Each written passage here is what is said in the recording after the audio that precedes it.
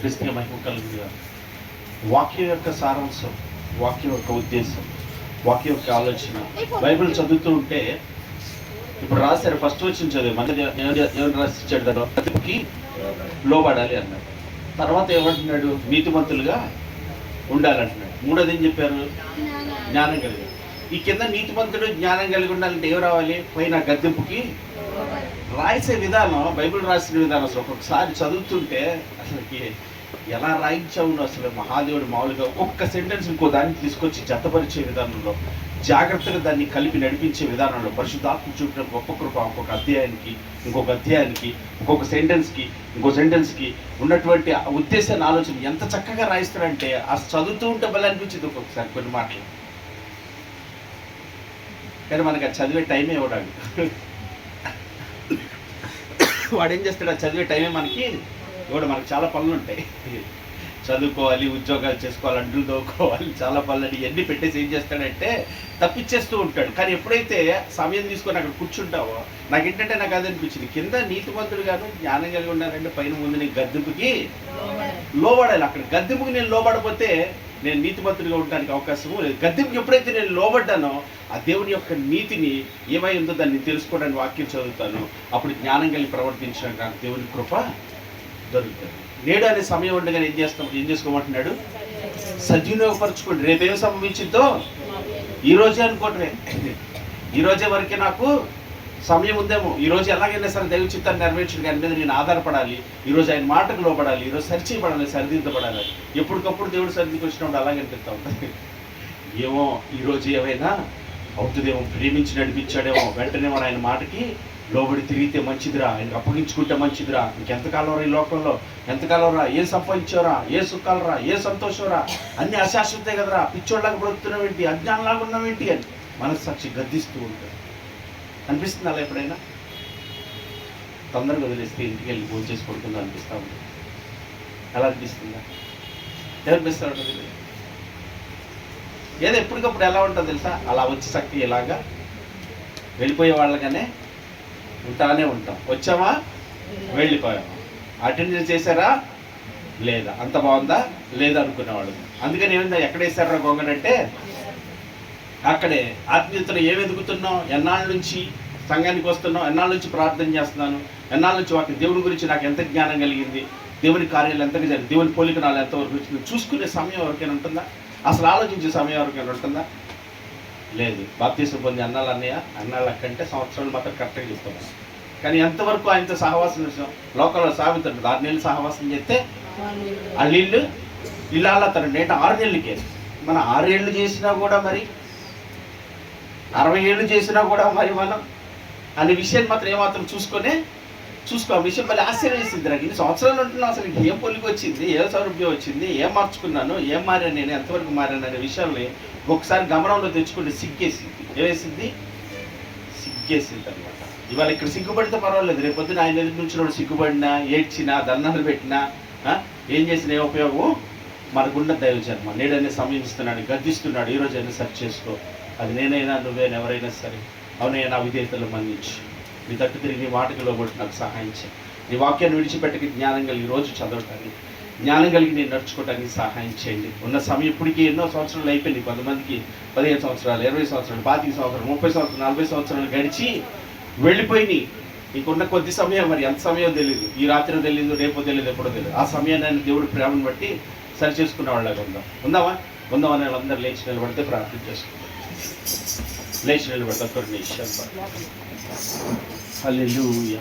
నువ్వు గ్రహించలేనిది ఇది, నువ్వు తెలుసుకోలేని ప్రేమ ఇది, నువ్వు గ్రహించలేనిది, నువ్వు కనుగొనలేనిది. ఏముందిలే నేను వచ్చా, ఏముందిలే చెప్పాలి కనుక వారు చెప్పారు. యేసు నాగుండు హృదయమనేడి తలుపు నొద్ద యేసు నాగుండు నిలచి సదయుడగుచు తట్టుచుండు సకల విధములను నిలచి సదయుడగుచు తట్టుచుండు సకల విధములను ఎంతసేపని బెట్టి ఏకింతురతని ఎంతసేపు నిలువా బెట్టి ఏకింతురతని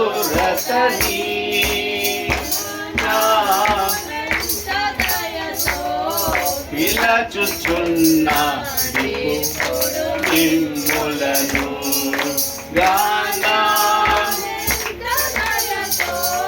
పిలచుచున్న ఇప్పుడు మిమ్ములను హృదయమనడి తలుపునొద్ద యేసునాథుండు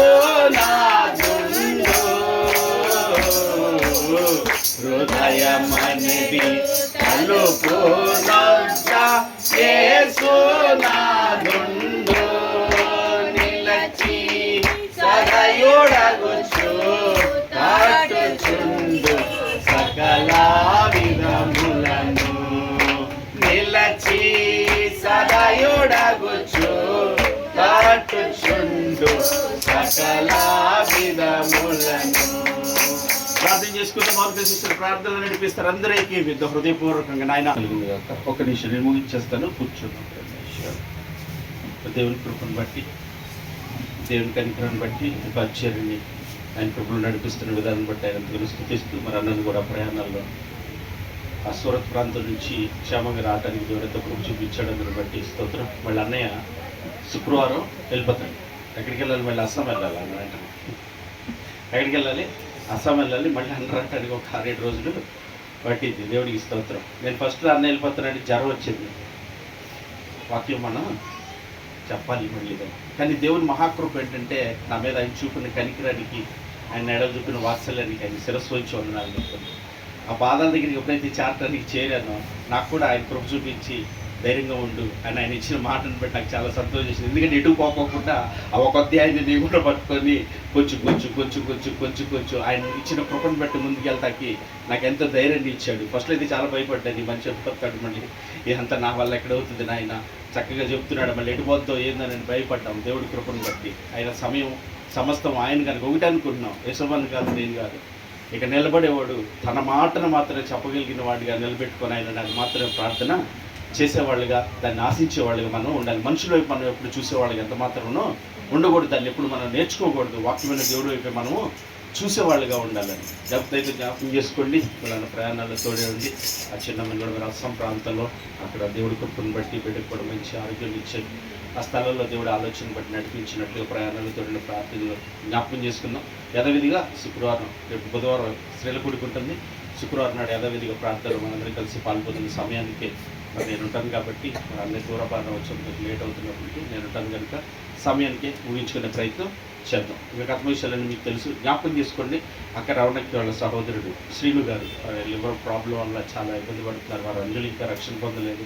అక్కడ కూడా వెళ్ళి చూసి రావడం జరిగింది. చాలా బాధపడుతుంది ఆప్తిరాలు కనుక మన వంతుగా మన బాధ్యత ప్రకారం ప్రార్థనలు జ్ఞాపకం చేసుకొని ప్రార్థన చేద్దాము. ఇంకా మీకు చెప్పిన విషయాలన్నీ వాటిని కూడా జ్ఞాపకం చేసుకొని ప్రార్థించేద్దాం. ప్రార్థన చేసుకుందామో కళ్ళు మూసుకున్నట్లయితే ప్రార్థన చేసుకుని చేస్తాం. పరిశుద్ధుడు దేవ, క్రీస్తునందు మీకు వందనాలు, స్తోత్రాలు చెల్లిస్తున్నా. రాసిన ప్రయాణం అంతట్లో తోడే ఉండి క్షేమంగా మా మధ్యకి నడిపించి మరొకసారి నైనా జీవాహారాన్ని మాకు దయచేసిన విధాన్ని బట్టి స్తుతిస్తూ నీ మాటకు లోబడేవాళ్ళుగా, అయ్యా నీ వాక్యం అనుసరించి నీతిమంతులుగా ఉండేవాళ్ళుగా, ఈ లోక జ్ఞానమును కాక నీ వాక్య జ్ఞానం అనుసరించి పిల్లలుగా మేమందరం ఉన్నట్టుగా సహాయించి విన్న వాక్యము నీ బిడ్డల హృదయాల్లో స్థిరపరచండి. ప్రతి స్థలంలో జ్ఞాపకం చేసుకొని జ్ఞానం కలిగి నడుచుడే సహాయించి ఈ లోకాన్ని చూసి పరిస్థితి చూసి ఎప్పుడు మోసపోక, నాకు కుంగిపోక, అధైర్యపడక, భయపడక నిన్ను బట్టి ధైర్యం తెచ్చుకోవడానికి సహాయం. ప్రాణ పెట్టిన దేవుడు నాకున్నావు, నన్ను విడిచిపెట్టవని నేను విశ్వాసంతో ఈ ఆత్మయాత్రలో ముందుకు సాగటానికి నాయన బిడ్డల కృపతో నడిపించి వారి కుటుంబాలను సమస్యలు, ఇబ్బందులు, పోరాటాలు, వ్యతిరేకతలు అన్నింటిలో కార్యించేందుకు శక్తి కలిగిన దేవుడు నా తండ్రి. అయ్యా నమ్మకమైన వాడు నీవేనని విశ్వాసంతో నాయన నడిపించాడు. ప్రార్థనలో పట్టుదల దయచేయండి. ప్రార్థించే విషయంలో అలక్ష్యం లేకుండా నా శక్తితో పట్టుదలతో ప్రార్థించగలిగిన నీ అభిషేకమును ఆత్మశక్తిని బిడ్డలకు దయచేయండి నా తండ్రి. అయ్యా నీ పాదాలు చెంత పెడుతున్నాను, కృపతో బలపరచమని వేడుకుంటూ వస్తున్నాను తండ్రి. ఈ సమయంలో సహోదరు రవణక్కని బట్టి ఉన్నారు, సహోదరుని కొరకు ప్రార్థన చేస్తున్నాను నాయన. ఎందు నిమిత్తం స్థితిలోకి అనుమతించబడ్డాడు. మరి ఎన్నిసార్లు గద్దించారు, ఎన్నిసార్లు పిలిచారు, ఎన్నిసార్లు తెలుసుకోమని హెచ్చరించారు. కుమారుడు తెలుసుకోలేదు. దయతో క్షమించి కనికరించి కుమారుడి సత్యాన్ని తెలుసుకున్నట్లుగా రక్షణ పొందుకోవటానికి సహాయం చేయండి. ఆత్మీయ స్వస్థత శారీర స్వస్థత కుమారుడు కలుగుటకు నీ కృపతో కనికరించమని నాయన క్రీస్తునందు ప్రార్థన చేస్తూ ఈ సమయంలో అనారోగ్యం తన ప్రతి బిడ్డ నీ కృపతో కనికరించి మీ చిత్తమును చేటుకు వారు రక్షణ పొందుతారు. అయ్యా మీకు కలిగిన గాలిలో స్వస్థతను బిడ్డకి దయచేయండి. ఎవరు బలహీనులు ఉన్నారో బలపరచండి, ఎవరు కృంగిపోతున్నారో అధైర్యపడుతున్నారో ఒంటరి స్థితిలో ఉన్నారు, నా వల్ల ఏం కాదు ఇక నేనేమి చేయలేను, ఇక మరణం ఎందుకు అనుకుంటున్నారో ఆ మరణ దూతల నుంచి విడిపించి నాయన సత్యాన్ని ప్రజలు తెలుసుకొని తట్టు తిరిగినట్లుగా కృప చూపించమని ప్రార్థన చేస్తున్నాను నాయన. నీ పాదాలు చదవండి. ప్రాంత ప్రజలను కనికరించండి నా తండ్రి నాయన. అయ్యా అంధకారం నుంచి విడుదల దయచేయండి నాయన. నీ ఆశ్చర్యకరమైన వెలుగులోకి నడిపించమని ప్రార్థన చేస్తున్నాను నాయన. అయ్యా ఈ పరిచయం నీది నువ్వు ఆరంభించి నువ్వు కొనసాగిస్తున్నావు నీ కృతజ్ఞతలు. ఇంకా నీ వాక్యానుసారంగా మాత్రం ముందుకు వెళ్ళడానికి సహాయం చేయండి. మానవుని యొక్క ఆలోచన మన ఉద్దేశాలు ఎక్కడ తీసుకొనక నీ మాట చెప్పడం మాత్రం ముందుకెళ్ళి కృప మా అందరికీ దయచేయండి. మీ దాసుని తెలుసుకున్నారు ప్రయాణం అవ్వాల్సిందా నైనా మీరే సమకూర్చండి, సిద్ధపరచండి, తోడే ఉండండి, నడిపించండి. మీ ఆలోచన యావత్తు ఆ బిడ్డ పట్ల ఇతర దాసుల పట్ల ఆయన సంపూర్ణంగా నెరవేర్చి కృప చూపించమని సమస్త ఘనత మహిమ ప్రభువులు మీకు మాత్రమే ఆరోపిస్తూ స్తుతిస్తూ మరొక వారి మీ సన్నిధికి వచ్చినప్పుడు మేమందరూ సత్యం అనుసరించి నడుచుటకు నీ కృపని సహాయం ఆత్మ నడుపుకు అప్పగించుకుంటూ కృతజ్ఞతలు మీకు చెల్లిస్తూ యేసయ్య అతి శ్రేష్టమైన ఉన్నాం ప్రార్థించి వేడుకుంటున్నాం పరమ తండ్రి. ఆమేన్. పరలోకమందున్న మా తండ్రి, మీ నామం పరిశుద్ధపరచబడును గాక, మీ రాజ్యం వచ్చును గాక, మీ చిత్తమే పరలోకమందు నెరవేర్చున్నట్లు భూమి అందు నెరవేరుగా. మాకు కావాల్సిన ఆహారం నేడు మాకు దయచేయమ తండ్రి. మాడల అపరాధం చేసిన క్షమించలాగా మా అపరాధాలను క్షమించడం, శోధనలో వారిని తప్పించాం. ఎందుకంటే రాజ్యము, బలము, శక్తి, మహిమ నేరంతో మేము ఉన్నావు తండ్రి. ఆమేన్. ఆశీర్వాదంతో ముగించుకుందాం. సర్వ సృష్టికర్త అయిన మన తండ్రి అయిన దేవుని ప్రేమయు, సర్వమానవాళి రక్షకుడైన మన ప్రభువైన యేసుక్రీస్తు యొక్క కృపయు, మనల్ని ఆదరించి బలపరచు మన ఎందుకు తక్షితం జరిగించే పరిశుద్ధాత్మని యొక్క అన్యుల సహవాసము, సన్నిధి సహాయం కూడి ఉన్న మనకును, ప్రార్థించిన బిడ్డలకును, వాక్యమిత్రుల సేవకుని కుటుంబాల బిడ్డలకు, సకల జనులకు, సకల పరిశుద్ధులందరికీ సదా తోడు ఆయన ఆత్మచేత నింపి ఆయన చిత్తమును జరిగించి ఆయనతో ఉండే భాగ్యం కొరకు క్రీస్తునందు సిద్ధపరచును గాక. ఆమె సమస్త జ్ఞానమును మించిన దేవుని సమాధానం ఎల్లవేళ మన తోడే ఉండి నడిపించును గాక. ఆమె గాడ్ బ్లెస్ యు. దేవుడు మమ్మల్ని అందరినీ దీవించును గాక. మీ కొరకు కొన్ని స్నాక్స్ ఏర్పడింది.